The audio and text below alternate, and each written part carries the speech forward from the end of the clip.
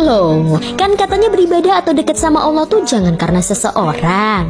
Ya, kalau dengan mencintai seseorang bisa membuat kita menjadi lebih dekat sama Allah, why not?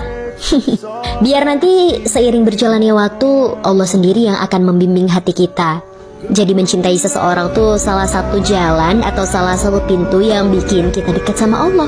Hanya menjadi perantara jalan kita biar dekat lagi sama Allah. Menurutku ya nggak masalah, karena mencintai seseorang adalah fitrah bawaan hati manusia. Jadi tikung aja deh dia lewat jalur langit.